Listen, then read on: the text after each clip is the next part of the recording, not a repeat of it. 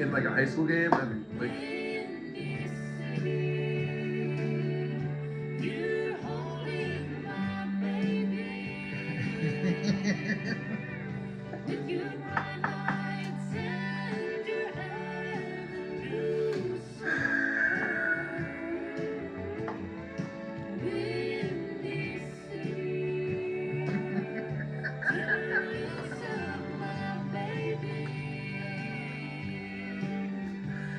We better get into it. This is getting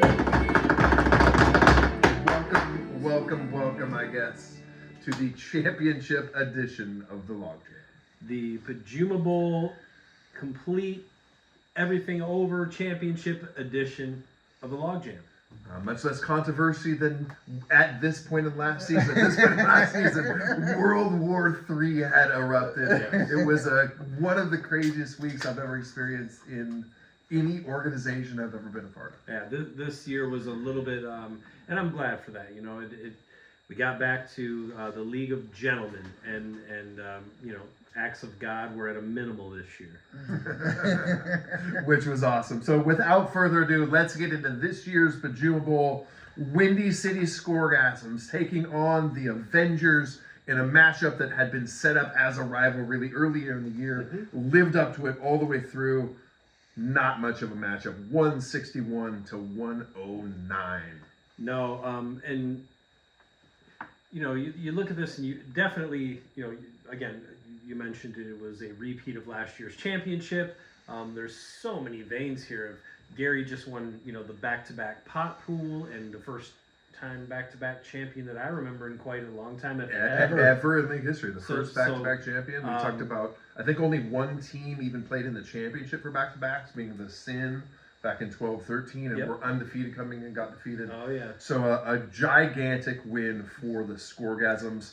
And like we said, it wasn't much of a battle. CD Lamb puts up 46 in the opener on Saturday night, and it was never close after that. No, it wasn't really close after that. Again, just to jump back from the game, these two teams headed in just different directions as the season progressed. They did. You know, Windy City had a point where he struggled in the middle of the season. Avengers, before week 9, had 1 week where they scored less than 120 points, in week 3 with 111. From week 9 on, including the playoffs, 1 week over 120, and that happened to be in the semifinals, which advanced into the finals. But a team that was trending down all the way, a team that was trending up all the way to get there. Yeah, for sure. I think Gary, I don't remember what he was, you know, projected to finish in this league after the draft this year, what have you. But I will tell you, it probably wasn't one, because a decent draft, but you know, he made a lot of really good pickups and trades. And He did. To answer the question, he was projected to finish 4th, finished the regular season first, won the championship as well, which we didn't actually look back, might be the first person ever to, or the second team ever to be win the regular season and win the Pajuma Bowl. Doesn't happen very often at all. And the game itself also got 30 from Kyron Williams. The Buffalo defense, a late season free agent pickup, scores 22. One note that I thought was interesting, the points from keepers is always a stat that I had tried to, it is so hot in here, I hate talking about this. here we go. It's just a little hotter than it was. Points from keeper is an important stat that kind of measures how well your team is doing over the course of the year based on how your draft was and that kind of thing. I actually outscored him. I had 61.1 points from Avengers keepers.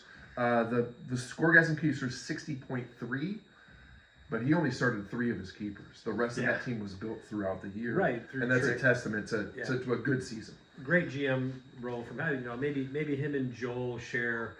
You know, I just have a note here to be like, are you still on Joel? You still might be when we look at predictions and finishes a little bit later. But picks up Rashad White with a trade in week 3. Who does he trade? Free agent pickup from week 2, Tank Dell. Okay, I was going to go with Kyle Pitts. Also free agent pickup in week 2, Kyron Williams, possibly the MVP, maybe a league winner in our league, really a difference maker for him. Picks up Evan Ingram at the trade at the deadline, returns Kyle Pitts into Evan Ingram and a couple of picks.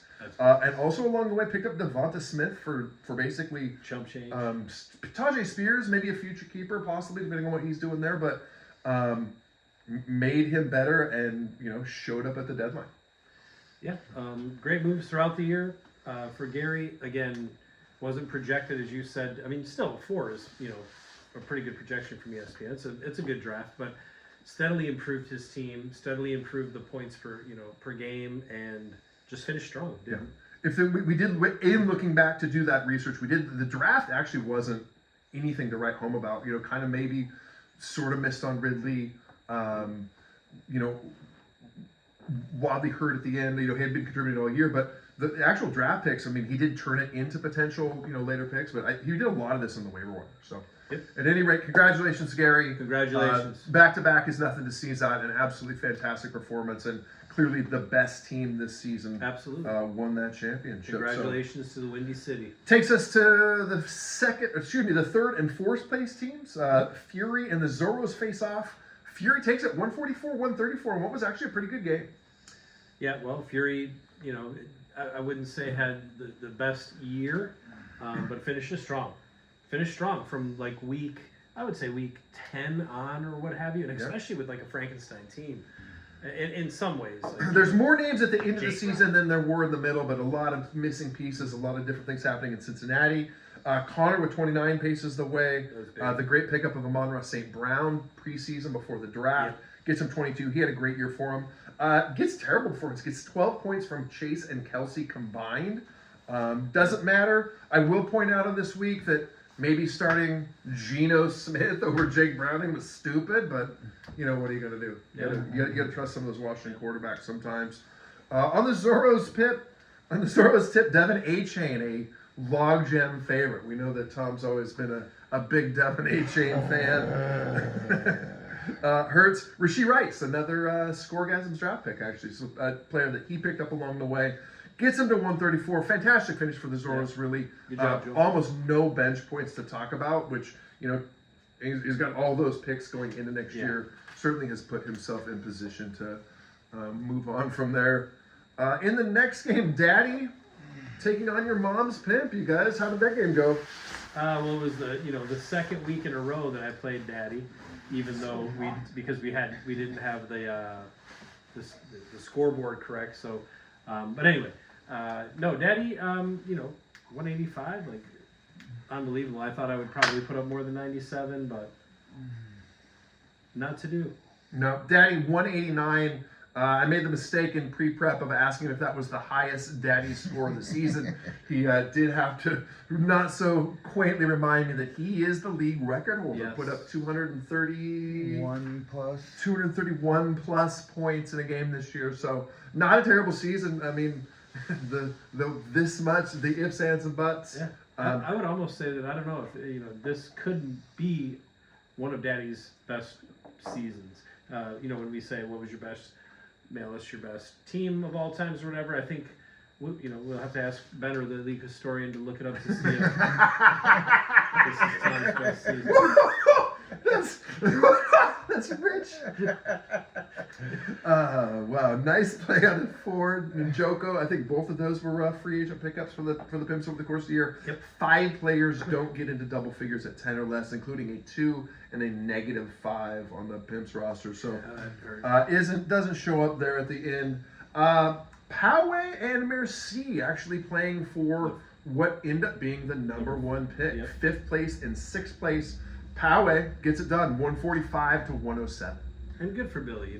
It's been a disappointing season as far as points against for him. It was pretty rough, probably. So, coming in and at least getting that first overall pick. Good deal. Yeah, good job. Good job, man. That was a team that didn't necessarily underperform all season, had a bunch of points, put up points in big numbers, but didn't. It just, the weeks didn't match up for him, and it was one of the most, I guess, unlucky or the distribution just wasn't right for him this year. Merci kind of plugged along all season, 107 for them. Do get points from Brees Hall and Jalen Reed, about half of his points. We did notice that Fields, Pacheco, and the Houston defense were plus 61 on his bench. Would have been enough to get that number 1 all pick, but I don't think, do either one of these guys even have the number 1 pick? Does Joel have the number 1 pick?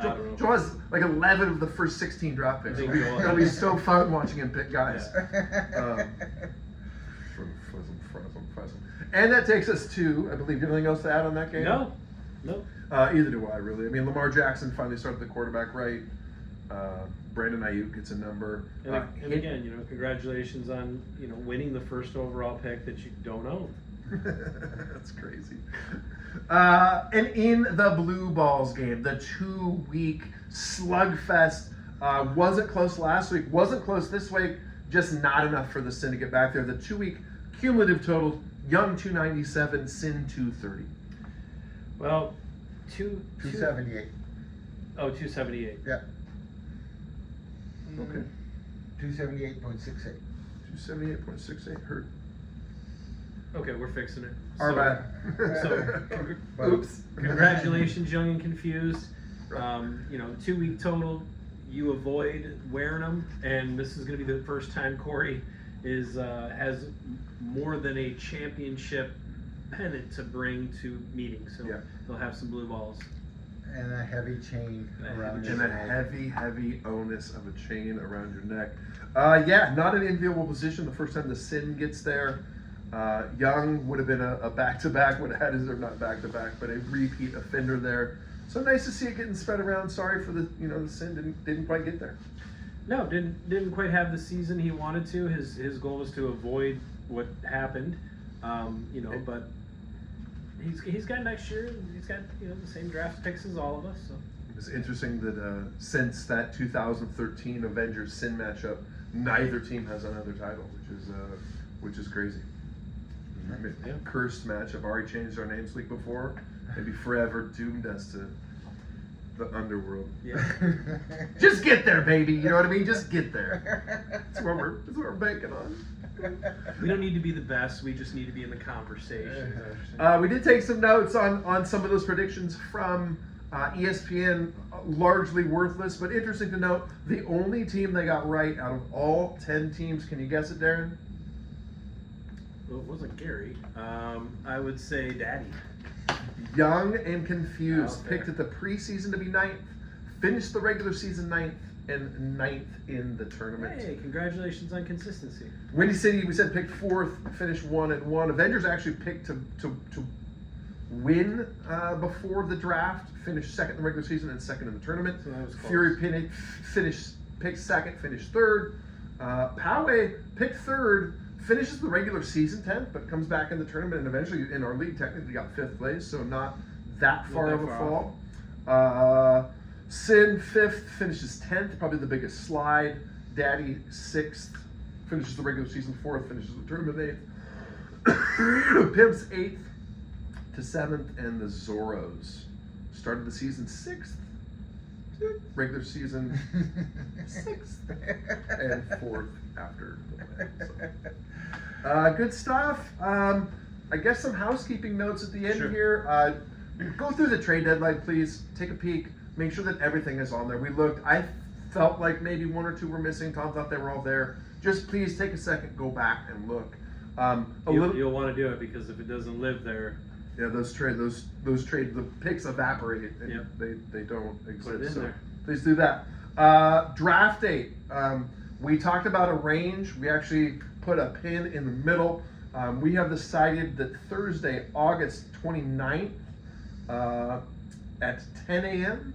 at a place of Gary's choosing. As a reminder, at the draft, we voted not only last year to add the pot for the 2-time back-to-back champion, we actually added this year that the champion picks the draft location. So presumptively, somewhere in the towers there would be my guess. Maybe he rents out the private room at Scan or whatever. Yeah. We'll see. Bourbon Street. Maybe Bikini Beans. You never know. Something nice, something classy. Take some of the winnings. Do it right. Something real nice with chips. As we know, that's always going to be it's going to be an issue on the thread. I know it always is. Yep. We're pinning that. Please, let's find out if we can make that. We did kind of the area we had was basically after the week 4 games and before the week 1 games. Right, and right before we didn't want to do it. That's Labor Day weekend, as we all know. So people go out of town. I think we've traditionally done it late as like that Tuesday, which this week is September 3rd. But that always feels like maybe we're rushing on that Tuesday. So Thursday, 10 a.m. I hope it works. Please. August 29th, Thursday. That is an official edict from the commissioner, who has an announcement.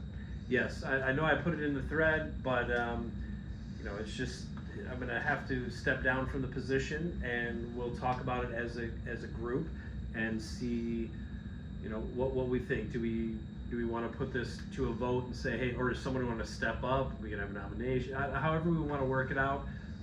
Let's start to brainstorm the best idea. Do we have the person who won the league kind of commish the next year? That way it can rotate. We can all share the duties, hopefully, if you're winning. Otherwise, we could do something if somebody wants to nominate or step up and say, hey, I'll do it, then we'll kind of, whatever. But just something we need to figure out. But as of right now, we're trying to set things like the next draft and blah, blah, blah, blah, so that we don't have to do that in the middle of trying to figure out who's going to start to take over things as well. So yeah, a lot of important things. Well, obviously, as kind of non-elected executives in the branch, try to get things moving, try to make sure that the draft date comes up and that kind of thing. And we'll continue to do that until we decide which way that goes. Perfect. From the league, man, a heartfelt thank you for taking over. Absolutely. Being a commissioner is a thankless job in the fantasy football world, and you were not only admirable, I think, in your ability to,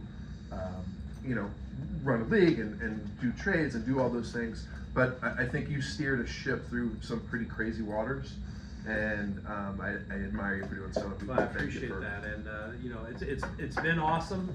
I'd be happy to continue to do it if I could give the full effort, and it's just not at this time from outside duties. So in the future, if that were to go away, I would be happy to help out or step in or whatever. But at this point, we're just gonna have to figure something else out. And those of you watching that aren't in the league, man, Gary is inviting everyone to the draft this year, no matter where it is. So when he picks a place, we'll let you know, and we'll bring you over to Gary's place. Absolutely. For the draft. Everyone's invited. Draft's a good time. People yelling at each other and screaming and making fun of each other. So, all right, that's it, man. 2023 in the books. Who's going to win the college football playoff? What? Oh yeah, we should talk about that. College football. We should. playoffs. When you.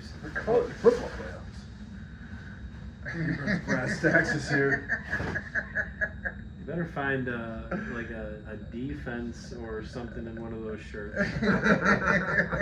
Yeah, I think maybe that'll be the difference. I am certainly afraid of Blake Corum.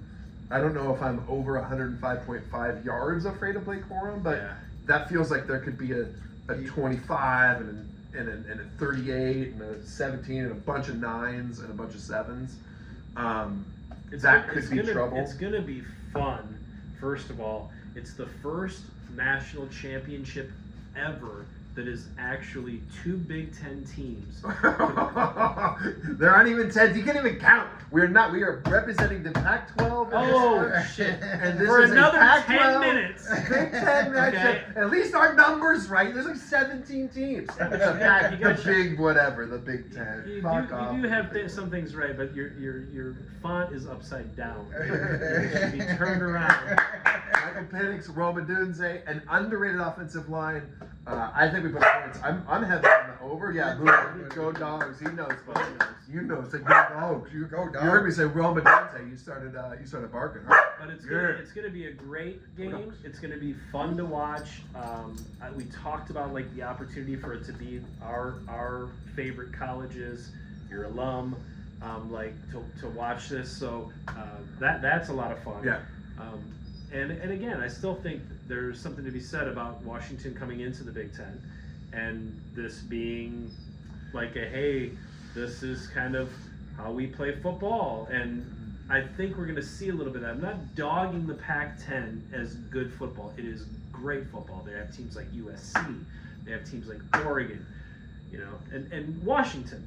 Okay. I mean, no, I'm getting there. I'm not going to go to the other schools but the Pac-10 style of football is just a little bit different than the Big Ten style of football.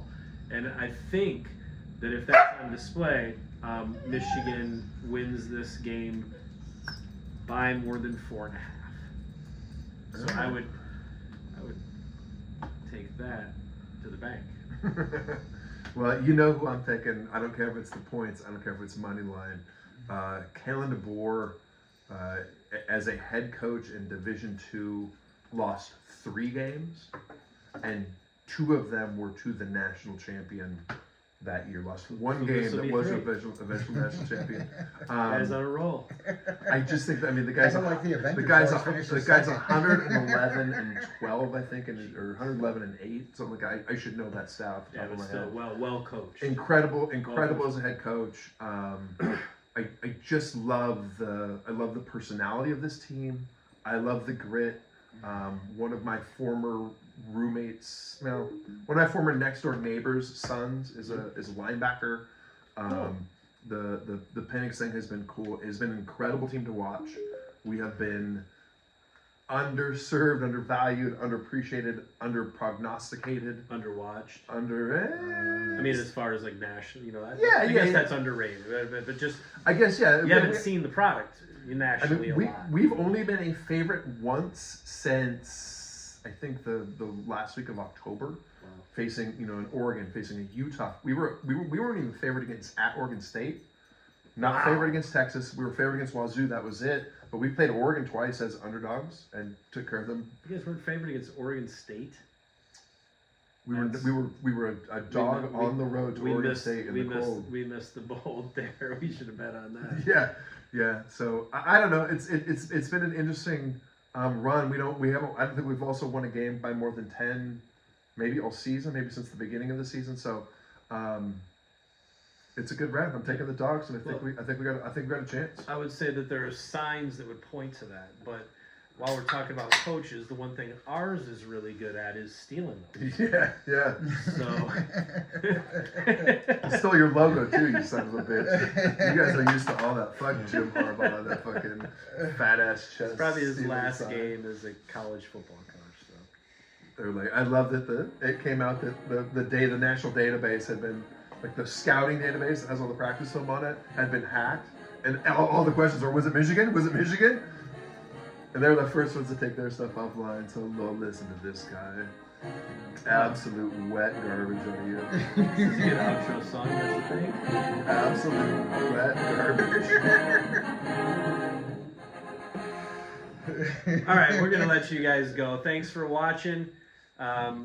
Definitely congratulations to the Windy City Scoregasms, and congratulations to Billy for winning the first overall pick.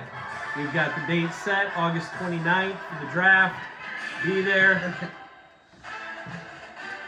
We'll roll out. Bow down, baby. Let's go. We'll roll out to a song no one that watches this knows. Bow down. Go dogs. Hey, buddy. You did a pretty good job.